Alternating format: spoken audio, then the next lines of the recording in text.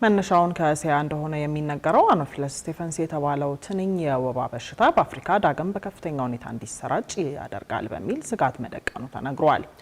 ይህ የወባ ትንኝ በኢትዮጵያ ከጥቂት ዓመታት በፊት የታየ ሲሆን በአሁኑ ወቅት በመላው አፍሪካ በከተሞች አካባቢ በፍጥነት የመራባትና የመኖር አቅም ያለው በመሆኑ አሳሳቢነቱ ማየሉን የተሰማው ዝርያው ትንኞችን ለማጥፋት ጥቅም ላይ የሚውሉ የጸረ ተባይ መድኃኒቶችን የመቋቋም አቅም ያዳበረ መሆኑ ደግሞ ሁኔታውን ሊያባብሰው ይችላል ነው የተባለው። ሊያክብረውም ተጨማሪ ዝርዝር አላት።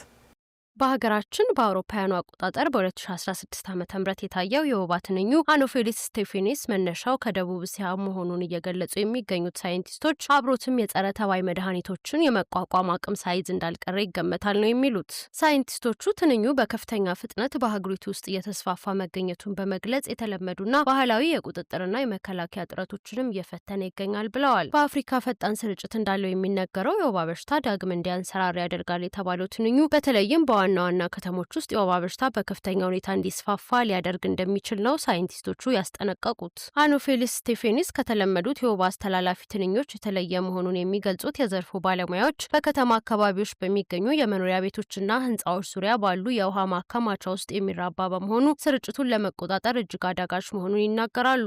ከዚህም በላይ ዝርያው በአሁኑ ጊዜ ትንኞችን ለማጥፋት ጥቅም ላይ ከሚውሉት ዋና ዋና የጸረ ተባይ መድኃኒቶች ሁሉንም የመቋቋም አቅም ያዳበረ በመሆኑ ዓለም አቀፉን ውጤታማ የወባ መቆጣጠሪያ ስትራቴጂ እየፈተነው እንደሚገኝ ተገልጿል። ትንኙ በተጨማሪም አብዛኛውን ጊዜ ወባ ስርጭት በሚቀንስበት በደረቅ ወይም ፀሐያማ ወራት ውስጥ የሚከሰተውን ከፍተኛ የሙቀት መጠን ተቋቁሞ መኖር በመቻሉ ቁጥጥር ለማድረግም ተጨማሪ ፈተና ስለመጋረጡ ነው የተሰማው። አኖፊለስ ስቴፈንስ የፕላዝሞዲየም ፋልሲፓረምና የፕላዝሞዲየም ቫይቫክስ ጥገኛ ህዋሳትን ለማስተላለፍ ከፍተኛ ብቃት ያለውና የወባ በሽታን በከተማ አካባቢዎች በማሰራጨት ረገድ አቅሙ አስጊ መሆኑን የገለጸው የዓለም ጤና ድርጅት በአውሮፓውያኑ አቆጣጠር እስከ 2011 ድረስ ስርጭቱ በጥቂት የደቡብ እስያ ሀገሮችና በከፊል የአረብ ሀገራት ላይ ብቻ የተወሰነ እንደነበር ነው ያመለከተው። ከዚያን ጊዜ ጀምሮ ግን በ2012 በጅቡቲ፣ በኢትዮጵያ ደግሞ በ2016 እንዲሁም በሱዳንና በሌሎች የአፍሪካ ሀገራት መገኘቱ ተነግሯል። የዓለም ጤና ድርጅት ስርጭቱን ተከትሎ በአፍሪካና በደቡብ እስያ የወባ በሽታን ለመቆጣጠርና ለማጥፋት የሚደረገውን ጥረት አደጋ ላይ የሚጥል ስጋት መደቀኑን በመግለጽም በአፍሪካ ቀንድ አስቸኳይ እርምጃ እንዲወሰድ አሳስቧል።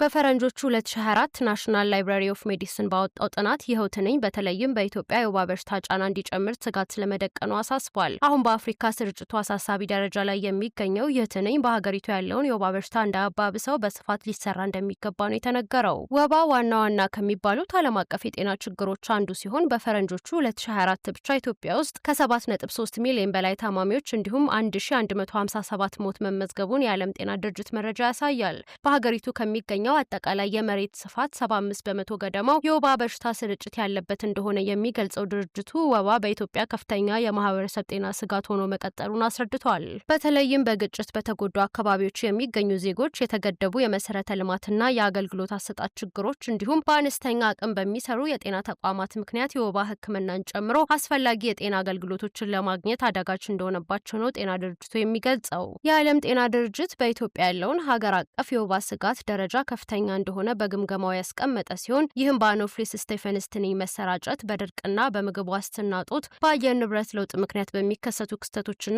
በሚስተዋሉ ግጭቶች ምክንያት መሆኑን አስታውቋል። በተጨማሪም ድንበር ተሻጋሪ የወባና የሌሎች በትንኝ አስተላላፊነት የሚመጡ ወረርሽኞች በ6 ጎረቤት ሀገራት ማለትም በጅቡቲ፣ ኤርትራ፣ ኬንያ፣ ሶማሊያ፣ ደቡብ ሱዳንና ሱዳን ውስጥ በመኖራቸው ምክንያት የዓለም ጤና ድርጅት ቀጠናዊ ስጋቱን በከፍተኛ ሁኔታ እየተመለከተው መሆኑን ነው ያመለከተው። አሁን ላይ በስፋት እየተሰራጨ ነው የተባለው ትንኝም ቀድሞ በኢትዮጵያም ሆነ በሌሎች አፍሪካ ሀገራት የነበረውን የወባ ስርጭት በማስፋት ዜጎችን ለሞት እንዳይዳርግ ሌሎች አማራጭ መፍትሄዎች ሊፈለግ እንደሚገባ ተጠቁሟል። በተለይም ደግሞ ቀደም ሲል የወባ በሽታ የመከሰት እድሉ አነስተኛ በነበረባቸውና እየተስፋፉ ባሉ ከተሞች ውስጥ መሆኑ ይበልጥ የሰዎችን ሕይወት አደጋ ላይ ይጥላል መባሉ ነው የተሰማው። አሁን ሳይንቲስቶች የትንኙን ርቢ ለመግታት የሚያስችሉ አዳዲስ መንገዶችን በመፈለግ ላይ ሲሆኑ የላቁ ቴክኖሎጂዎችን መጠቀምና አዳዲስ የጸረ ተባይ መድኃኒቶችን ማልማት እንደሚያስፈልግ ነው የወጡ ዘገባዎች ያስነበቡት። ይህ ዝርያ ስርጭቱን እያሰፋ በሄደ ቁጥር አደጋውን አስቀድሞ ለመከላከል አስቸኳይ እርምጃና ዓለም አቀፍ ትብብር እንደሚያስፈልግም ተመራማሪዎች በማስጠንቀቅ ላይ መሆናቸውን ኒውዮርክ ታይምስ አስነብቧል።